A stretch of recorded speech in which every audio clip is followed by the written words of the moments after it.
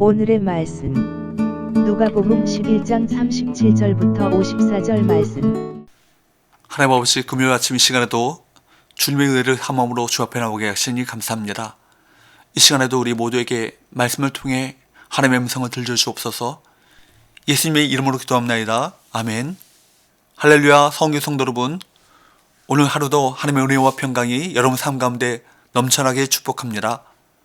오늘 우리에게 주시는 하나님의 말씀은 누가복음 11장 37절에서 54절까지의 말씀입니다.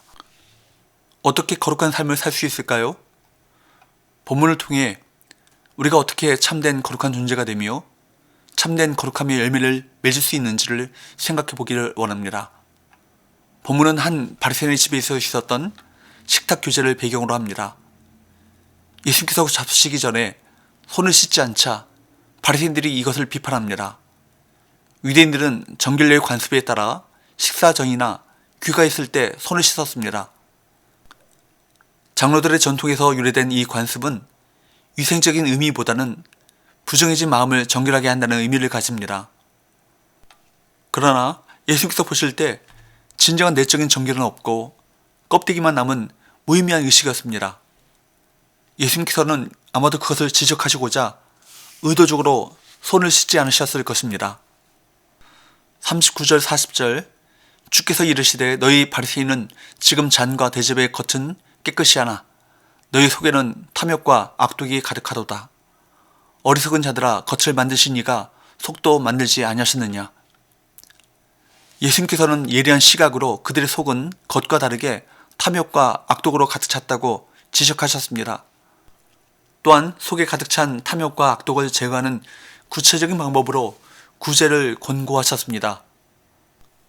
41절 그러나 그 안에 있는 것으로 구제하라. 그리하면 모든 것이 너에게 깨끗하리라. 속이 부패했는데 겉으로만 깨끗한 척 흉내내면 무슨 소용이 있습니까? 종교적 행위에 열의를 보이지만 이웃이나 지체에게 무관심한 것이 이들의 특징입니다. 우리는 어떻습니까? 하나님이 원하시듯 겉과 속이 다 깨끗합니까? 먼저 속이 깨끗해야 합니다. 즉 성령으로 말미암아 거듭남으로 우리 심령이 새로워져야 합니다. 새로운 피조물이 되어야 합니다. 속이 깨끗해야 겉이 깨끗해지며 열매 맺는 삶을 살 수 있습니다. 여러분은 진정으로 거듭났습니까? 그렇다면 이제 마음을 다해 다른 사람을 구제하십시오. 그들을 도울 수 있습니다. 충분히 그렇게 하실 수 있습니다. 아니, 그렇게 해야 참 생명이 있습니다. 예수님은 외식하는 바리새인들을 심하게 책망하십니다. 42절에서 44절 화 있으신저 너희 바리새인이여, 너희가 박하와 운향과 모든 채소의 11조는 들이되 공의와 하나님께 대한 사랑은 버리는도다. 그러나 이것도 행하고 저것도 버리지 말아야 할지니라. 화 있으신저 너희 바리새인이여, 너희가 회당의 높은 자리와 시장에서 문안받는 것을 기뻐하는도다.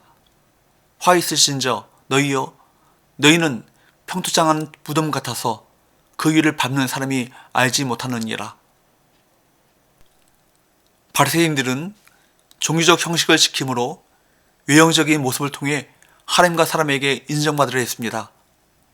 행위를 열심히 행했지만 정작 율법의 정신인 공의와 하나님의 사랑을 행하려 하는 것이 아니라 그 형식만을 취하여 외식하고 또한 그것을 자랑했습니다. 그래서 하나님의 칭찬이 아니라 사람들의 문안과 회당의 높은 자리를 기뻐했습니다.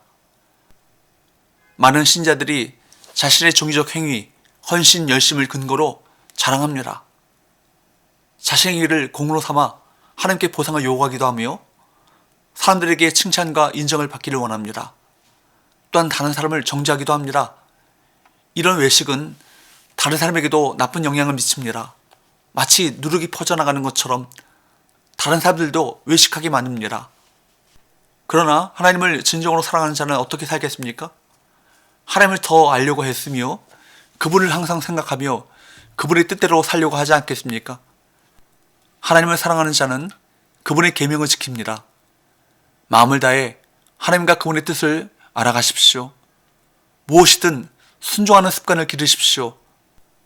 마리아가 주님 앞에서 향의 옥합을 깨뜨렸듯이 믿음으로 형식적 신앙을 깨뜨리십시오. 그 깨어진 마음에 하나님의 사랑이 넘치도록 부어주기를 기도하십시오. 예수님의 이러한 지적과 비난에 한 율법교사는 예수님이 자신들을 모욕한다고 저항했습니다. 45절 한 율법교사가 예수님께 대답하여 이르되 선생님 이렇게 말씀하시니 우리까지 모욕하십니이다. 이에 예수님께서는 율법교사들을 책망하십니다. 46절에서 48절 이르시되 화 있으신저 너희 율법교사여 지기 어려운 짐을 사람에게 지우고 너희는 한 손가락도 이 짐에 대지 않는도다. 화 있으신저 너희는 선자들의 무덤을 만드는도다. 그들을 죽인 자도 너희 조상들이로다. 이와 같이 그들은 죽이고 너희는 무덤을 만드니 너희가 너희 조상의 행한 일에 증인이 되어 옳게 여기는도다. 율법교사들의 근본적인 두 가지를 지적하셨습니다. 첫째, 그들은 백성에게 어려운 짐만 지우기만 하고 자신들은 손가락 하나도 움직이지 않습니다. 어려운 짐이란 잔과 대접을 씻는 정결례 의식과 같은 장로들의 전통과 관습을 말합니다. 이 어려운 짐에는 베드로가 사도행전 15장 10절에서 우리 조상과 우리도 능히 매지 못하던 멍에라고 부른 것들도 포함됩니다. 그 결과 계명들을 지키는 것이 더 힘들어졌습니다. 예수님께서 마태복음 11장 28절에서 수고하고 무거운 짐진 자들아 라고 말씀하실 때 이 점을 염두에 두셨을 것입니다. 둘째, 그들은 조상들이 죽인 선자들의 무덤을 아름답게 장식함으로써 조상들이 행한 일에 증인이 되어 옳게 여기고 있습니다.